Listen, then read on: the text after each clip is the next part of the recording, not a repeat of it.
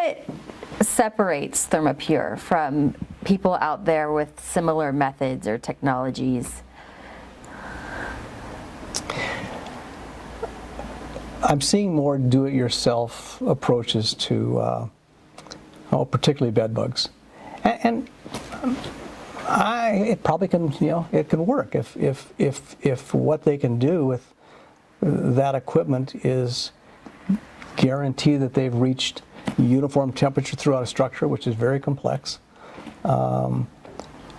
without damaging anything. Then they probably can. But that really is the difference, is that the level of training that ThermaPure provides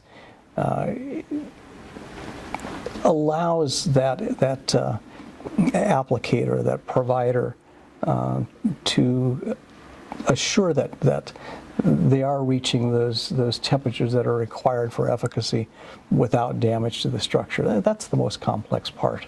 There are many materials in a structure that are damageable at these high temperatures, and that does not stop a ThermaPure licensee from doing the project, because they know how to protect it, or if they have to remove it. I mean, we've done projects with grand pianos. Obviously, a grand piano is very temperature sensitive.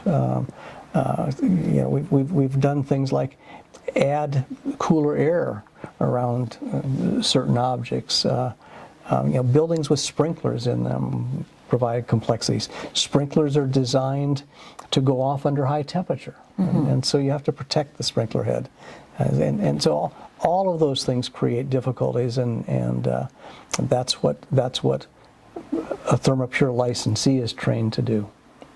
Is to jump the learning curve, so to speak. Absolutely. To not have to destroy a bunch of homes before they actually get a good grasp of the technology. Part of, we've done all that. You go back and talk to some of the older service providers and the people actually applying the technology, and they will tell you the damages that they've done, because that's how we've learned it. And the hard way. Yeah. Part of it is that part of the process. Things like thermofoil. So many of our kitchens now are done with a press board type of a material that's covered with a plastic coating called thermofoil. Well, that thermofoil is heat sensitive, and so I know in the early days there were some kitchens that required a little bit of rework because we didn't understand how sensitive thermofoil was to, say, 140-degree temperature. Even just recognizing what those materials are. When our first licensees would send in pictures of things, we would challenge that. Is that a wood cabinet with a wood finish, or is it a thermofoil finish?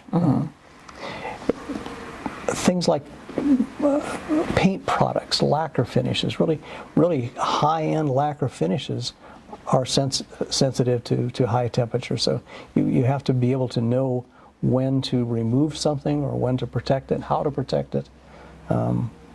Those are the things that you really have to go through that learning process, that training process.